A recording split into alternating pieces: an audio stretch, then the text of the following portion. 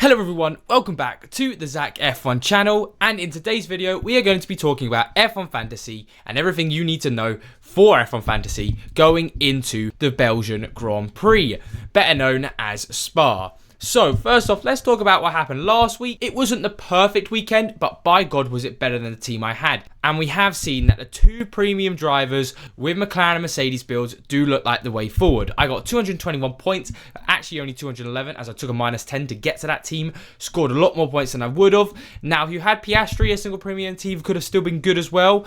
But you had to have known Piastri the 2 times was coming. And realistically, I don't think many people knew that was coming. So very happy with that. Another blue arrow, not by much, but still in the top 2,500. But anyway, if you like what you see, like and subscribe. Follow me on Twitter for more updates and join my Discord if you want any more help with F1 Fantasy. So let's get on to some key information you need to know. So let's start off with the weather. And F1 Fantasy wise weather, you're thinking, what the hell's going on? Well, it's very crucial, especially at this stage of F1. As we've seen, if it rains, Mercedes look like the top dog. In changeable conditions, it looks like McLaren are the top dogs. And in the dries, McLaren still look the best, but you've still got Red Bull in and out of there with Verstappen. So it has been forecasted that on Friday and Saturday there will be rain at Spa. So you have to be careful when picking your teams, as Mercedes could be quite strong in qualifying, but might fall off a little bit in the race. However, if it stays dry, it definitely looks like the McLarens are the best option. And on Sunday, it won't be raining. Then overtaking wise, this is one of the tracks where we get just so many overtakes. So we're going back to the norm of F1 Fantasy, and you'll see the meta will be back because Hungary there's not much overtaking. Spa there is good overtakes and position gained points. So very much Kevin Magnussen is at the top of my list again for this weekend. And then finally, for the key information you need to know, it has not been confirmed, but Verstappen is potentially getting a 10-place grid penalty. It's basically been confirmed, but not 100% by Red Bull. So watch out for that. But the 10-place grid penalty, if it goes to Verstappen, would make him very juicy. It would also make the single premium driver build look very good, as if Verstappen could get into the top 4, even top 5, with actual overtakes and positions gained from around 11th to 16th, he could get driver of the day, he could get a lot of overtake points. There's a lot of points that be up for grabs. However, it is a risk. But it's a risk that you guys should know about, as if you are going for the single premium driver build, gets a 10-place grid penalty, going to be with him. So now let's talk about the assets in F1 Fantasy, and we'll start off with the best driver for under 8 million. And like I've said multiple times before, every driver under 8 million, which is Bottas, Show and Sargent, are not the best options. Now, they might be the best options relative to what your team could be, because obviously, if you can get the best drivers and not worry too much about the cheap drivers, it's still worth it. But overall, I definitely think Bottas is the worst option this weekend at 7.6 million. He's the most expensive option. And with him doing quite decent in qualifying and normally dropping back in the race, prime example, Hungary, he's not giving us the right package this weekend going into F1 Fantasy. And his teammate Zhou, I think, is the better option. Because yes, he's been pretty woeful the last few weekends. I will agree on that. However, if he can qualify 20th to 19th with the new upgrades that have been given to the Sauber, I really do think stay out of trouble, stick with the field, which he's been struggling with a little bit, and then you'll get overtakes, as overtakes do happen here. Definitely Zhou is the better option there. And then Sargent's sort of middle ground. Again, he's 5.1 million. You just go with him if he's dirt cheap. You've got to know when you've got him, he's not going to offer you anything. However, if he doesn't crash out, he's just there for your team so you can afford the better premium drivers or the better constructors. Then we move on to the best driver for under 11.5 million. And by all means, 100% it has to be Kevin Magnussen. Like I said in Hungary, I put him near the top of my list there just because he always pulls something out of the bag. And in Spa, he definitely will. He's bad at qualifying, does better in the races, which is really good. Also, he just gets overtakes done. And at a race where you can get loads of overtakes, it's going to be really important that we get the right cheap drivers, because I believe that we could be seeing a lot of cheap drivers getting 10 plus points, because everyone's going to be getting minimum 4 overtakes, which is quite a lot of points. And Magnussen just fits that perfectly. So by all means, he's the most expensive cheap driver. However, there's a reason for it. He keeps on going 0.5 million up every weekend.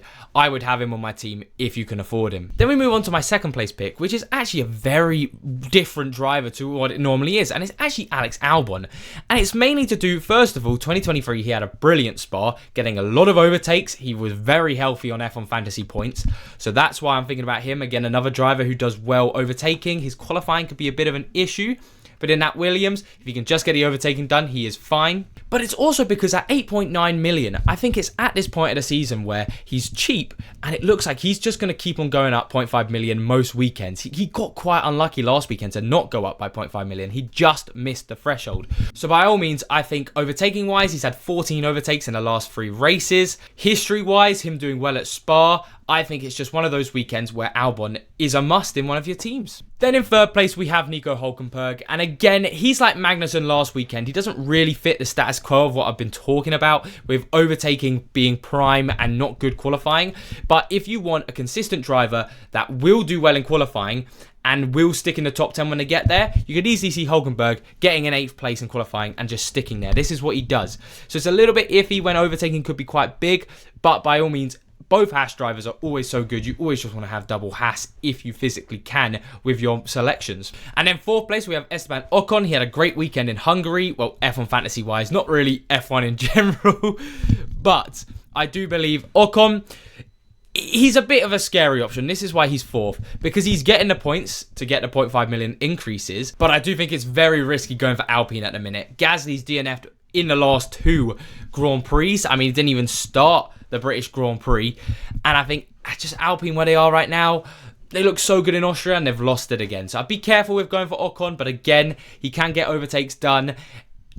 Not my favourite choice, but not a bad choice at all. Especially because he's quite expensive for a cheap driver as well. So keep an eye on him, but he wouldn't be my first choice. And then finally, we have Yuki Tsunoda on the drivers that I would choose. Again, 50-50 with him. He's not good, he's not bad, but at the minute where he is, he's too good at qualifying. If he does well in qualifying, and he does stick there, but that will only get you around 3 to 4 points, which we saw in Hungary just isn't enough.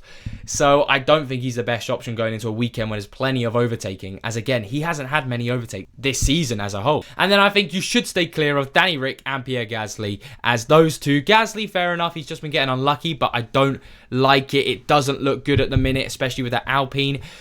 I think it's just best to steer clear of him until another race weekend goes along and he's had a decent weekend. And then Danny Ric, again, he's not actually been doing terrible, but when Tsunoda's cheaper, he's quite expensive for a cheap driver. I just think there's better options elsewhere that will get you more points than Daniel Ricciardo.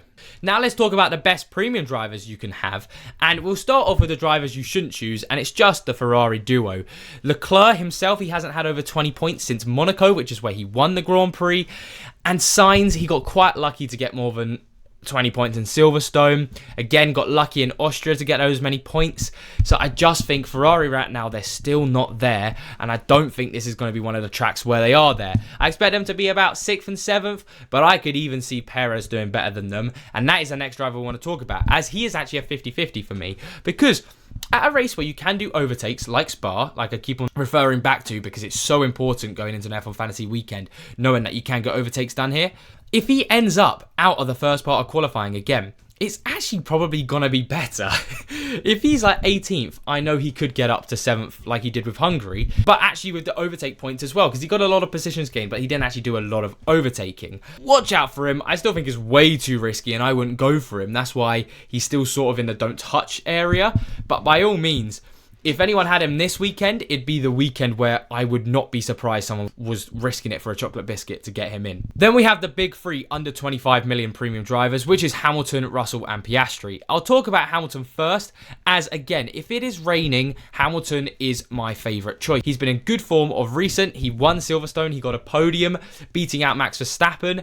He did very good in both those last 2 races, and he tends to get a lot of overtakes done. We know Lewis Hamilton is good in that Mercedes. So very much for me, if it's raining, he's the one to go for. If it's dry, you go with Oscar Piastri. He's up 1 million since last weekend. He won the race again. Talking about form, he's going to be loving it. He's going to be revving to go ahead into Spa.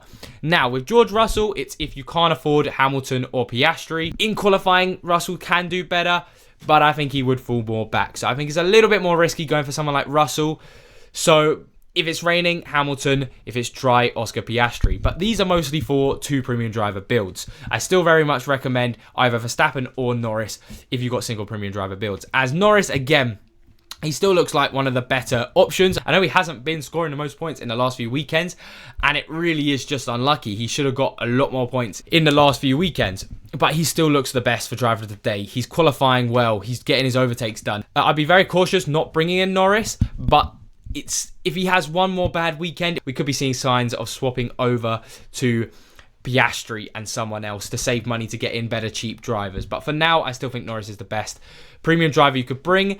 If Verstappen has the 10 place grid penalty, then him, but you can only really have a single premium driver build with that, and that is an issue. So let's now talk about the team selections you could bring in to the Belgian Grand Prix, and right in front of you, we have the 2 premium driver build, and by far is this the best team to bring in. Just this layout. Of course, this team with Norris, Piastri, Magnussen, Sargent, Hulkenberg, McLaren, and Mercedes would be my go-to option for anyone who has 124.2 million. On a normal weekend, this would be my go-to team because Norris 2 times still looks like the better option. Piastri is in good form. If it's dry, then triple McLaren is definitely the way to go. However, if you have a little bit more money, as this is the top teams, but a few teams will be able to afford something like this, you could bring in the Verstappen team. Now, again, I would only bring in this team for 126.7 million if Verstappen has the 10 place grid penalty, which would set you back 123.2 million, but quite easily, a lot of people could bring in this team. Again, 123.2 million.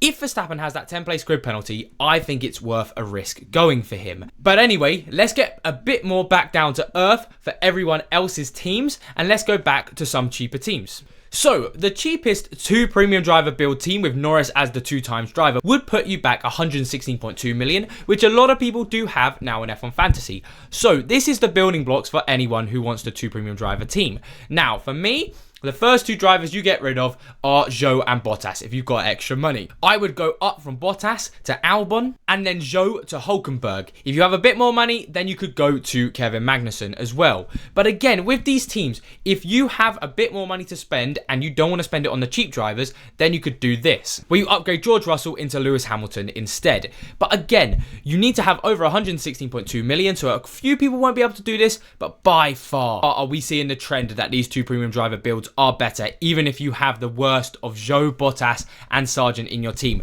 which is why I reiterated that yes, they are bad drivers to have in your team, but relative to the rest of your team, it doesn't matter too much if this is what gets you to the 2 premium driver build rather than the single premium driver build. So then moving on to the single premium driver builds, I would very recommend going with Verstappen, like I said, if he has the 10 place grid penalty. And this team would set you back 114.7 million. So again, if you don't have 116.2, you'd go to something like this, which has Verstappen, Magnussen, Sargent, Albon, Hulkenberg, McLaren, and Mercedes. Again, McLaren and Mercedes definitely look like the best 2 constructors, not even Red Bull's fastest pit stops. I don't think we'll save them anymore with Perez giving stinkers and even Verstappen not doing amazingly anymore. And if you can't afford this team at 114.7 million, the first thing you would do is drop Hulkenberg down to Zhou, then K-Mag down to Ocon, then Tsunoda, then Bottas. But all of these teams would be decent for single premium drivers. And of course, if you think Norris will still do better, then you can easily replace Verstappen with Norris. But I think if Verstappen does have this 10 place grid penalty, it's just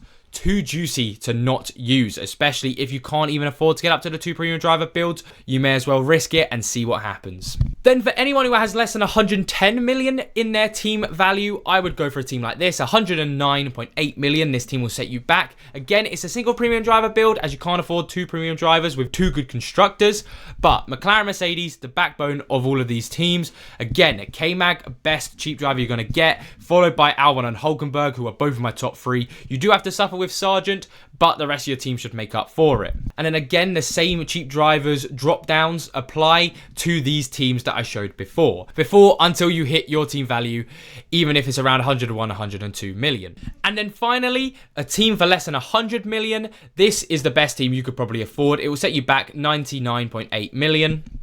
Which has George Russell, Zhou, Sargent, Bottas, Hulkenberg with McLaren and Mercedes. Again, not the best team, but for anyone starting F1 Fantasy this weekend, it's a great team to start with. You could get a good increase in value with Russell, Hulkenberg, still one of the better cheap drivers to have. And then again, because you can't afford much else with having McLaren and Mercedes, you have to suffer with Sargent, Bottas, Zhou. But McLaren and Mercedes are so vital in F1 Fantasy at the minute that you just have to have them in your team.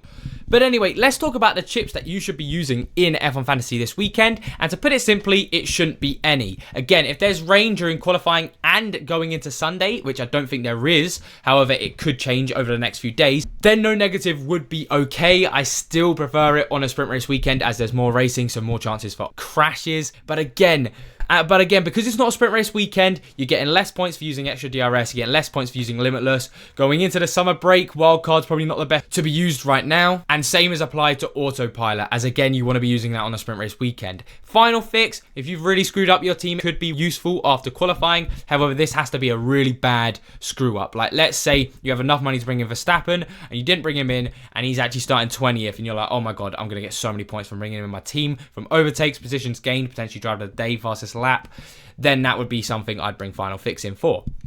And then finally, to finish off this video, thank you all so much for joining my league. Here is the ZachF1 League right now on your screens. We have 816 people. The code has just shown up on the screen right now. Please join it if you want. I'm trying to get to 1,000 people in this league. However, I will be closing the league code in the next 2 to 3 races, as after that, I feel like if someone joins late, it might be a little bit unfair considering the prize pool. However, let's give a top 5 shout out right now. So first up, we have Leapers1 moving up into first place. I know it says you haven't moved up to first place, but you have overtaken Colt V at flat out, so I don't know what's going on there. Congratulations, Leapers1. You really got it right. Shame you couldn't get the 2 times on Piastri. However, it was a very good team. We then have Colt V at flat out moving down to second place. However, at 3,256, still huge congratulations for being that high up on the leaderboards. Then we have Band Sagging on third place, congratulations. Then we have ZachF1 in fourth, and then we have Enamadoji in fifth place. So thank you all so much for joining my league. There's the top 5 shout out,